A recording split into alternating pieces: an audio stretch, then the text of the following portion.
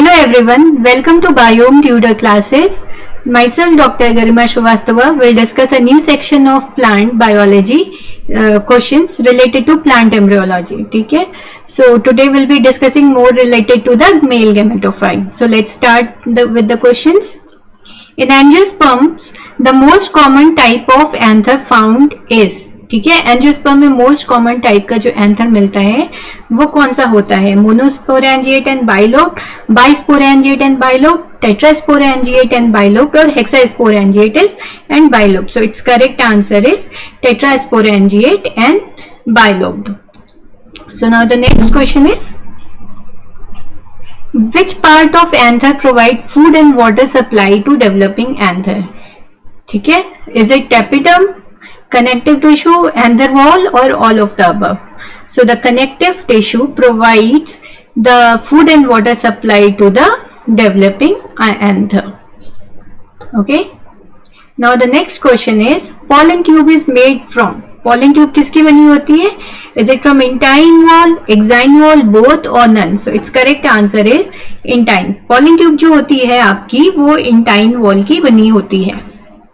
ठीक है, अब नेक्स्ट क्वेश्चन है हमारा, tapetum contribute to the synthesis of. ठीक है, टैपिटम किसकी सिंथेसिस में हेल्प करता है? So Ubisch body, sporopollenin, both या फिर यूबिश बॉडी ओनली. सो जो आपका टैपिटम होता है वो Ubisch body as well as sporopollenin दोनों की सिंथेसिस में हेल्प करता है. So it's correct option is option सी.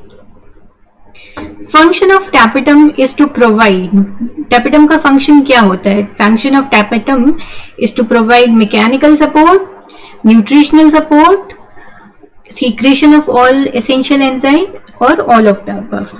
सो जो टैपिटम होता है वो एंथर वॉल का बहुत ही इंपॉर्टेंट पार्ट होता है. वो आपका टैपिटम जो होता है वो सिक्रीट करता है स्पोरोपोलिन, ठीक है, जो आपकी हार्डनिंग एक्साइन वॉल बनाती है. ठीक है, और उसकी हार्डनिंग के लिए रिस्पॉन्सिबल भी होती है. तो एक तरीके से ये मैकेनिकल सपोर्ट प्रोवाइड करता है. प्लस टैपिटम जो होता है वो डेवलपिंग पॉलन ग्रेन्स को न्यूट्रिशनल सपोर्ट प्रोवाइड करता है और बहुत सारे एंजाइम्स और अमाइनो एसिड्स जो है वो सिंथेसाइज करता है. स्पेशली कैलेज जो होता है वो भी टैपिटम ही सिंथेसाइज करता है. तो it's correct answer is option D, all of the above. Now next question is, monothecous and monosporangiate anther is found in. अभी आपने देखा कि जो मोस्ट कॉमन होता है वो हमारा होता है बाइलोब्ड एंथर. ठीक है, बट मोनोथीकस एंड मोनोस्पोरेंजिएट एंथर जो होता है वो आपका मिलता है आरसी थोबियम में. ओके, तो आरसी थोबियम is the right answer. Now next question is, fibrous bands present in. ठीक है, फाइब्रस बैंड जो होते हैं ये आपके कहाँ पे प्रेजेंट होंगे?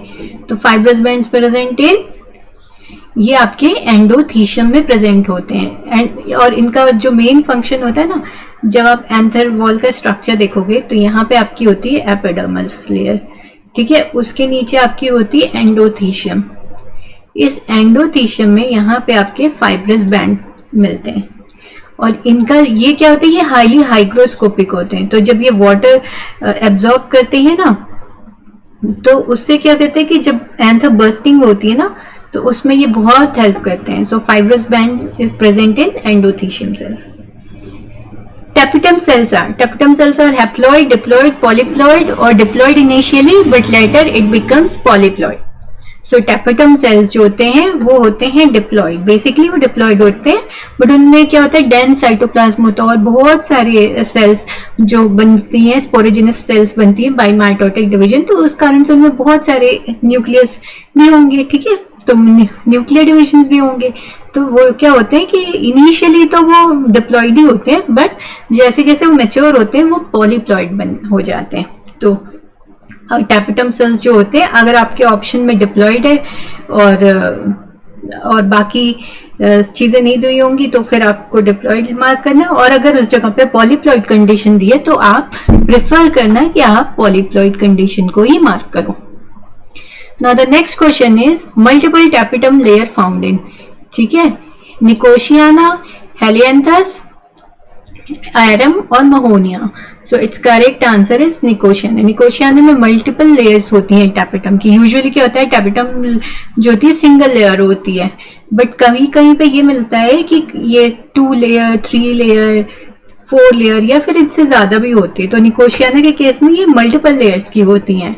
और अगर हम एरम का केस देखेंगे तो एरम के केस में ये 2 लेयर्स होती हैं, ठीक है। और अगर आप महोनिया का केस देखोगे तो महोनिया के केस में 3 होती हैं। कहीं कहीं पे ऐसा भी मेंशन कर दें कि महोनिया के केस में ये जो आपकी टैपेटल लेयर होती है वो आपकी जो है 4 to 8 लेयर्स की भी हो सकती है, ठीक है। Now next one is microspore tetrad found in dicots, ठीक है। तो किस तरीके के माइक्रोस्पोर टेट्राड जो होते हैं वो हमारे डाइकॉट में मिलते हैं, टेट्राहेड्रल, लीनियर, डेक्यूसेट और आइसोबाइलैटरल। सो टेट्राहेड्रल जो होते हैं ये जो most common form of microspore tetrad होता है जो डाइकॉट्स में मिलते हैं, ठीक है। और अगर हम मोनोकॉट की बात करते हैं ना, तो मोनोकॉट में जो मोस्ट कॉमन होते हैं वो होते हैं आइसोबाइलैटरल, ठीक है। Now next one is which cell stores food for microspore? Tapetum, middle layer, endothecium और epidermis. So जो आपकी मिडल लेयर होती है वो बहुत सारे स्टार्च ग्रैन्यूल्स को स्टोर करके रखती है for the development of microspore. So आपकी जो मिडल लेयर होती है इसकी माइक्रोस्पोर की, वो स्टोर करके रखती है फूड पार्टिकल्स को। Apomixis term is given for, ठीक है। तो एपोमिक्सिस टर्म जो है दिया गया है किसके लिए, sexual reproduction, asexual reproduction, embryo development और seed development. So you know कि एपोमिक्सिस का मतलब होता है एसेक्सुअल रिप्रोडक्शन, ठीक है। मिक्सिस मीन्स मिक्सिंग यानी fertilization, apo means no fertilization और नो मिक्सिंग। तो अगर ऐसी कोई बगैर फर्टिलाइजेशन के अगर आपका प्लांट डेवलपमेंट होता है तो इसको कहते हैं एपोमिक्सिस, ठीक है। Now next one is which one of the following is primitive type of tapetum, ठीक है। तो आपको बताना है कि प्रिमिटिव टाइप ऑफ टैपेटम कौन सा है। अमीबॉइड है, ग्लैंडुलर है, सिक्रेटरी है और पैराइटल है। एक्चुअली इसका करेक्ट आंसर जो है ये है अमीबॉइड टैपेटम जो होता है वो आपका सबसे प्रिमिटिव टाइप का टैपेटम होता है, ठीक है। 2 तरीके के मेनली टैपेटम मिलते हैं, एक तो होता है हमारा अमीबॉइड टैपेटम और दूसरा होता है हमारा ग्लैंडुलर टैपेटम। तो अमीबॉइड टैपेटम जो होता है प्रिमिटिव टाइप जो होता है टैपेटम का वो होता है, और ग्लैंडुलर टैपेटम जो होता है वो एडवांस टाइप टैपेटम होता है। तो आप मोस्टली देखेंगे जो डाइकॉट्स होते हैं वहां पे आपको एडवांस टाइप ऑफ टैपेटम मिलेगा या ग्लैंडुलर टैपेटम मिलेगा। ये आपको मैग्नोलिट्स जो होते हैं उनमें मिल जाएगा, ठीक है, या लॉरेल फैमिली के या सीरीज के जो प्लांट्स होंगे उनमें आपको ये मिल जाएगा। ऑर्डर के जो लॉरेल ऑर्डर के जो भी प्लांट होंगे उनमें आपको ये मिल जाएगा, ठीक है। और ग्लैंडुलर टैपेटम को ही सिक्रेटरी टैपेटम या पैराइटल टैपेटम भी कहते हैं, ठीक है।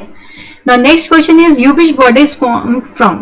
Yubish body कहाँ किससे बनी होती है, intine wall, exine wall, epidermis और tapetum. So it's correct answer is exine wall, क्योंकि वहां पे क्या होता है स्पोरोपोलिनिन डिपोजिशन होता है। तो जब स्पोरोपोलिनिन जो होता है प्रो यूबिश बॉडी से मिक्स होता है तो ये मिलके बना लेता है यूबिश बॉडी, ठीक है। Question number 15 is first division in archesporial cell. जो आपकी आर्ची स्पोरियल सेल होती है उसमें जो पहला डिवीजन होता है वो क्या होता है, पेरिक्लाइनल होता है, एंटीक्लाइनल होता है, पेरिफेरल होता है या central. So it's correct answer is periclinal division. आपने बहुत बार ये नाम सुना होगा पेरिक्लाइनल एंड एंटीक्लाइनल डिवीजन। तो जो पेरिक्लाइनल डिवीजन होता है वो आपका पैरेलल टू द एक्सेस होता है, ठीक है। और जो एंटीक्लाइनल डिवीजन होता है वो right angles to the axis होता है, ठीक है। तो जब भी कभी पेरिक्लाइनल डिवीजन होगा तो आपका प्लांट वो मोटाई में बड़ा होगा, ठीक है। और जब भी एंटीक्लाइनल डिवीजन होगा तो वो उसकी हाइट में इंक्रीज करता है, ठीक है। सो जो फर्स्ट डिवीजन होता है आर्ची स्पोरियल सेल का वो आपका होता है पेरिक्लाइनल डिवीजन, ठीक। Now next question is which layer of anther wall is not derived और ओरिजिनेटेड फ्रॉम आर्ची स्पोरियल सेल, ठीक है। तो which layer of anther wall is not derived और originated from archisporial cell is epidermis cell. ठीक है, epidermis जो होती है वो आपकी आर्चिस्पोरियल सेल से नहीं डिराइव होती। बाकी ये जो तीनों लेयर्स है ना, ये तीनों ही लेयर्स आपकी आर्चिस्पोरियल सेल से डिवाइड होते हैं। जो आपकी आर्चिस्पोरियल सेल होती है उसमें पहले ही पेरिक्लाइनल डिवीजन होता है, पेरिक्लाइनल डिवीजन के बाद वो बनाती है क्या, पैराइटल सेल्स, और पैराइटल सेल्स और स्पोरोजेनस सेल्स। फिर ये जो आपकी पैराइटल सेल्स है ना, ये आपकी एंडोथीशियम, टेपिटम और मिडिल लेयर का फॉर्मेशन करती है। ठीक है, now the next question is microspore mother cell is formed from archisporial cell by anticlinal division, archisporial cell by periclinal division, archisporial cell by periclinal division followed by successive periclinal and anticlinal divisions, or archisporial cell by anticlinal division followed by successive anticlinal and periclinal division. So its correct answer is archisporial cell by periclinal division followed by anticlinal division. जो मैंने यहाँ पे आपको बताया था कि आर्चिस्पोरियल cell जो कि पेरिक्लाइनल डिवीजन के बाद बनाती है प्राइमरी पैराइटल सेल, और ये प्राइमरी पैराइटल सेल में फिर सक्सेसिव पेरिक्लाइनल और एंटीक्लाइनल डिवीजन होते हैं, जिससे कि बाकी जो लेयर्स ऑफ एंथर वॉल होता है उसकी सिंथेसिस होती है। Now next question is how many types of microspore tetrad are found in angiospermic plant? तो इसमें जो है आपके 5 टाइप्स के माइक्रोस्पोर टेट्राड मिलते हैं आपके एंजियोस्पर्मिक प्लांट में। अब ये 5 टाइप्स कौन कौन से हैं? सबसे पहले तो होता है आपका टेट्राहेड्रल, ठीक है, फिर आइसोबाइलेटरल, आप ये नोट कर लेना, आइसोबाइलेटरल। उसके बाद आते हैं आपके डेक्यूसेट, और उसके बाद आते हैं टी शेप्ड और एक लीनियर। तो ये 5 फॉर्म होते हैं आपके माइक्रोस्पोर टेट्राड के। ठीक है, और टेट्राहेड्रल जो होता है मोस्ट कॉमन होता है ये आपका डाइकॉट्स में। जब भी डाइकॉट्स हो गए तो टेट्राहेड्रल होगा। आइसोबाइलेटरल जो होते हैं ये कॉमन होते हैं, सेकंड मोस्ट कॉमन होते हैं, ये आपके मिलते हैं मोनोकॉट्स में। जब डेक्यूसेट की बात करते हैं तो मैग्नोलिया में मिलते हैं ऐसे जो माइक्रोस्पोर टेट्राड है। टी शेप्ड आपके मिलेंगे ब्यूटोमॉप्सिस में, ठीक है, और लीनियर आपके मिलेंगे हेलोफिला में, हेलोफिला में, ठीक है। Now the next one is in which plant all type of microspores found? ठीक है, एरिस्टोक्लेशिया एलिगेंस, हैप्लोपेपस, एराकिस हाइपोजिया और रेफलेसिया। सो इसका जो करेक्ट आंसर है वो है आपका एरिस्टोक्लेशिया। यहाँ पे आपके जो एरिस्टोक्लेशिया एलिगेंस होते हैं ना, इसमें ऑल 5 टाइप्स जो भी हमने ऊपर डिस्कस किया है वो सारे माइक्रोस्पोर टेट्राड मिलते हैं। Next is compound microspore founded. ठीक है, आपको ये बताना है कंपाउंड माइक्रोस्पोर किस में मिलते हैं। तो ये है option A Drosera, Typha, Hydrilla, Adoxa, Cryptostegia, Drimys, Annona squamosa और Elodea, both A and B और none. So it's correct answer is both A and B. ये आप नाम याद कर लेना, इसमें से मोस्ट कॉमनली जो पूछे जाते हैं वो है एलोडिया, ड्रोसेरा, टाइफा, एडोक्सा। तो ये बहुत ही कॉमनली पूछे जाने वाले क्वेश्चंस हैं, तो प्लीज आप इनके नाम जरूर याद कर लीजिएगा। ठीक है, now next question is single germ pore founded. ठीक है, तो सिंगल जर्म पोर आपके मिलते हैं मोनोकॉट्स में। अगर जब हमारा जर्म पोर सिंगल होता है ना, तो सिंगल जर्म पोर अगर मिलते हैं तो हम उसको बोलते हैं मोनोकॉलपेट, मोनोकॉलपेट। ठीक है, और जो हमारे डाइकॉट्स होते हैं उसमें क्या होता है 3 जर्म पोर्स मिलते हैं। ठीक है, 3 जर्म पोर्स, उसको क्या बोलेंगे ट्राइकॉलपेट।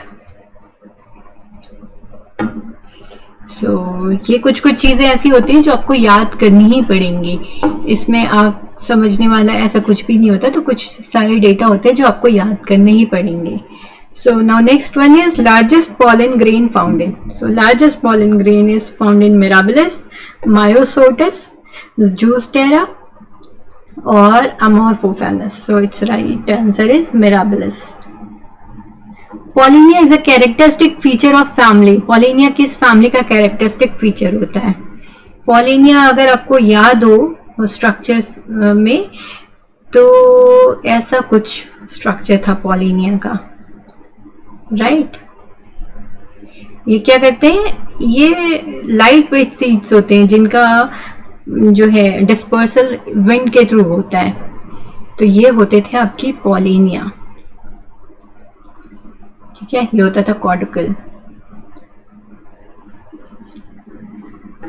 तो pollinia is a characteristic feature of Asclepiadaceae and Apocynaceae, Apocynaceae and Euphorbiaceae, Euphorbiaceae and Orchidaceae, और ऑर्किडेसी एंड एस्क्लेपिडेसी।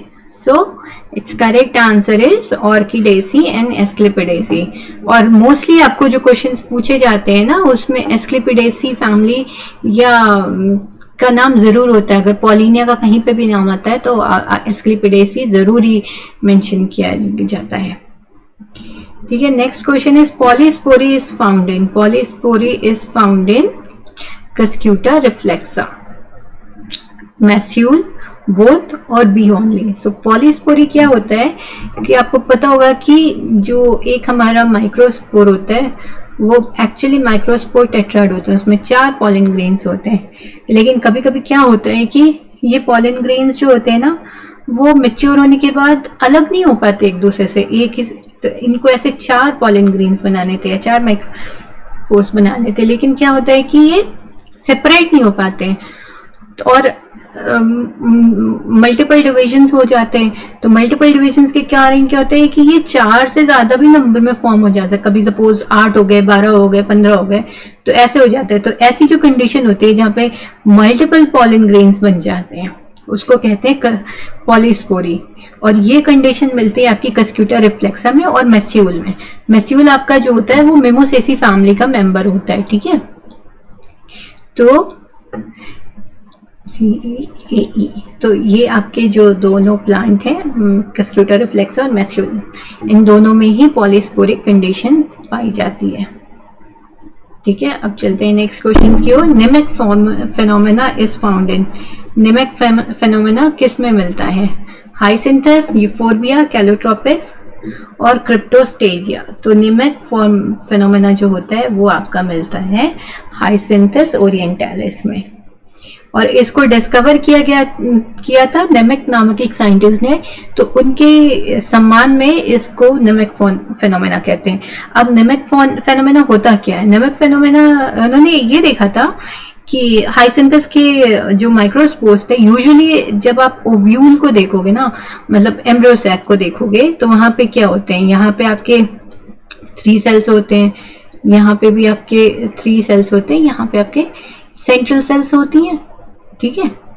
यहाँ पे आपके एक्सेल और सिनर्जिट्स होती हैं, यहाँ आपकी एंटीपोडल सेल्स होती हैं। ये एक जनरल जो है एम्ब्रियोसैक का स्ट्रक्चर होता है। लेकिन हाइसिंथस में क्या हुआ कि हाइसिंथस में जो माइक्रोस्पोर देखा गया, वो माइक्रोस्पोर की स्ट्रक्चर कुछ ऐसी थी। तो इसको डिस्कवर किया था निमिक नामक साइंटिस्ट ने, और इस बेसिस उनके सम्मान में इस फेनोमेना को क्या बोला गया था? निमिक फेनोमेना।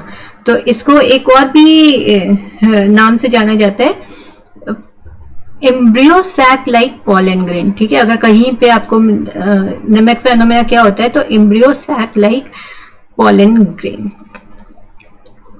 ठीक है। तो ऐसा भी पूछा जाता है, या एम्ब्रियो पॉलन ग्रेन भी बोलते हैं इसको। Next is in dicot rupture of pollen grain takes place from. Rupture जो होता है पॉलन ग्रेन का कहाँ से होता है? स्टोमियम से, ऑपरक्यूलम से, जर्म पोर से, या इन सभी जगह से। तो इसका जो रप्चर ऑफ होता है पॉलन ग्रेन का, वो होता है स्टोमियम से। आपको अगर ये स्ट्रक्चर याद हो, तो ये वाली जो जगह होती थी, ये एक पतली लेयर वाला स्ट्रक्चर होता था, यहाँ से पॉलन ग्रेन रप्चर होता है, इसको क्या कहते हैं? स्टोमियम। और ऑपरक्यूलम आपको याद होगा, आपको ब्रायोफाइटा में जब हम फ्यूनेरिया वगैरह पढ़े थे, तो एक लिड लाइक स्ट्रक्चर होती थी जो मैच्योर होके जब अलग हो जाती थी, तो माइक्रोस्पोर्स जो है हवा में फैल जाते थे या पानी के थ्रू स्प्रेड हो जाते थे, ठीक है। फिर नेक्स्ट इज जम्पोर। जम्पोर जो है आपका जब क्या कहते हैं पॉलन ग्रेन जो होते हैं वो मैच्योर होते हैं, तो वो आपकी थ्रू जम्पोर वो ग्रो करनी शुरू करती है। ठीक है। Now next is how many meiotic divisions are required to form 100 seeds। ठीक है, तो अब आपको ये बताना है कि, और ये क्वेश्चंस बहुत ज़्यादा आते हैं तो इसको प्लीज़ अच्छे से समझिएगा। How many meiotic divisions are required to form 100 seeds। तो आपको 100 seeds बनाना है, यानी अगर हम 100 एम्ब्रियोज कहें या 100 seeds कहें, ठीक है, तो कैसे हो, क्या क्या करना पड़ेगा आपको, मेल भी चाहिए और फीमेल भी चाहिए। तो यानी 100 मेल और 100 फीमेल। ठीक है, इस हिसाब से तो आप आंसर मार्क कर दोगे कि दोनों का फर्टिलाइजेशन हुआ और 200 बन गए। नहीं, ऐसा नहीं होगा। इसमें क्या होता है कि आपका एक जो माइक्रोस्पोर होता है, मतलब एक मेल गैमीट जो होता है वो 4 माइक्रोस्पोर्स बनाता है। ठीक है, कितने, 4 स्पोर्स बनते। तो अगर आपको 100 बनाने हैं तो आपको कितने मियोटिक डिवीजन करेंगे, 100 divided by 4 is equals to 25। तो आपको कितने मियोटिक डिवीजन कराने पड़ेंगे, 25। तो अब अगर हम देखें कि मेल की साइड से हमें कितने मियोटिक डिवीजन करने पड़े, 25, लेकिन हमारा जो एम्ब्रियो सैक होता है उसमें तो एक ही एक सेल होती है, तो 100 की 100 हमें जो है पूरी की पूरी एक फीमेल चाहिए। तो जब हम फीमेल को देखेंगे तो फीमेल कितनी हो गई हमारी, 100 एक्सेल्स हो गए, और 25 हमारे, मतलब 25 मियोटिक डिवीजन के बाद हमारे कितने बन गए, 100 माइक्रोस्पोर बन गए। तो यहाँ पे पूछा है कि कितने मियोटिक डिवीजन चाहिए, क्योंकि एक को बनाने के लिए तो एक ही मियोटिक डिवीजन लगेगा, पर 100 माइक्रोस्पोर्स को बनाने के लिए 25 मियोटिक डिवीजन लगेंगे। तो इनको टोटल कर दीजिए, आपके आगे कितने, 125। सो इट्स करेक्ट आंसर इज 125। ठीक है, अगर आपको समझने में कोई भी मुश्किल आई हो तो प्लीज आप कमेंट कर सकते हैं और हम इसको और आपको डिटेल में बता देंगे, अगर इनकेस आपको कोई भी चीजें समझ में नहीं आती। Question number 28, how many meiotic divisions are required to form 50 zygotes. तो आई होप आप लोग ये क्वेश्चंस तो बहुत आराम से कर लोगे, है ना, क्योंकि इसमें भी सेम वही कंसेप्ट लगेगा। आपको क्या करना है कि जब हम एक मेल को बनाते हैं, ठीक है, तो उससे 100 से हमें कितने जो है माइक्रो, मतलब 100 डिविजन सीड्स के लिए या 100 माइक्रोस्पोर्स के लिए हमें कितने मियोटिक डिविजन्स करने पड़ते थे, 25। तो सिमिलरली जब अगर हम 50 ज़ाइगोट्स की बात करें या 50 सीड्स की बात करें या 50 एम्ब्रियोज की बात करें, है ना, तो क्या होगा कि यहाँ पे हमारे 50 को हम डिवाइड करेंगे बाय 4। तो जब आप 50 को 4 से डिवाइड करोगे तो कितना हो गया, 12.5, यानी 12.5 तो आपके मेल गैमीट्स मेल हो गए, और प्लस आपके फीमेल तो सिंगल एक्सेल ही होगा, एक मियोटिक डिवीजन से सिंगल एक्सेल बनेगा, तो आपके 50 फीमेल हो गई। लेकिन अब ये 0.5 तो आप लोगे नहीं, तो इसको आप अप्रोक्सीमेटली 13 मान लोगे। तो 13 प्लस 50 क्या हो गया, 63। तो आपको टोटल कितने मियोटिक डिविजन्स की जरूरत पड़ेगी, 63। So correct answer is option B, 63। एक यहाँ पे इंपॉर्टेंट बात है कि जो साइप्रेसी फैमिली होती है ना, घास वाली फैमिली, तो साइप्रेसी फैमिली में क्या होता है कि जो 4 माइक्रोस्पोर्स बनते हैं ना, उनमें से 3 जो होते हैं डीजेनरेट कर जाते हैं। ठीक है, और केवल फंक्शनल जो बचता है, फंक्शनल आपका सिर्फ एक माइक्रोस्पोर फंक्शनल रहता है। ठीक है, तो अगर कभी भी एग्जाम में आपको ये पूछते, सेम इसी क्वेश्चंस को चलो हम फिर से करते हैं साइप्रेसी फैमिली को मान के, ठीक है, how many meiotic divisions are required to form 50 zygotes in Cyperaceae family.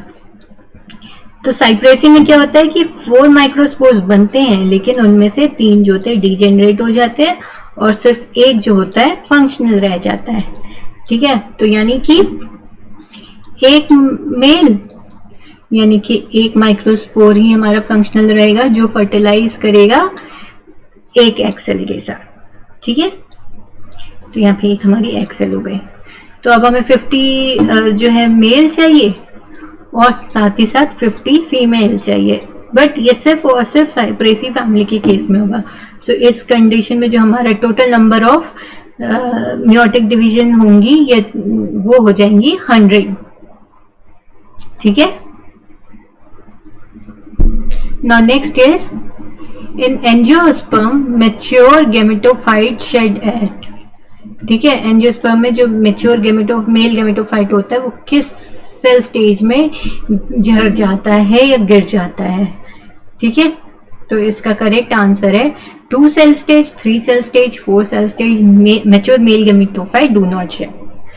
तो इसका करेक्ट आंसर है 2 सेल्ड स्टेज। आपको याद होगा कि जो हमारा जो हमारा क्या कहते हो मेल गैमेटोफाइट होता है वो 2 तरीके की सेल्स बनाते हैं। ठीक है, पहला होता है आपकी वेजिटेटिव सेल, जो माइक्रोस्पोर होते हैं वो जर्मिनेट होके क्या बनाते हैं, एक वेजिटेटिव सेल बनाते हैं, एक जेनरेटिव सेल बनाते हैं। तो हो गई ना 2 सेल स्टेज। और फिर बाद में यही जेनरेटिव सेल जो होते हैं ये माइटोसिस करके 2 मेल गैमेट्स बना लेते हैं। ठीक है, तो आपसे पूछा गया है कि in angiosperm mature male gametophyte shed eight.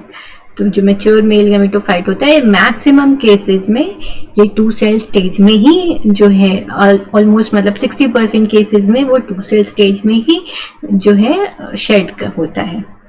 कुछ 30-40% ऐसे केसेस होते हैं जहाँ पे 3 सेल स्टेज में शेडिंग होती है। अदरवाइज अगर कुछ ऑप्शंस में 2 सेल स्टेज है तो आप 2 सेल स्टेज को ही मार्क करोगे। Now mature male gametophyte is, ठीक है, मैच्योर मेल गैमेटोफाइट कैसा होगा, इस 3 cell 3 nucleus, 3 cell 2 nucleus, 2 cell 3 nucleus और 2 सेल 2 न्यूक्लियस।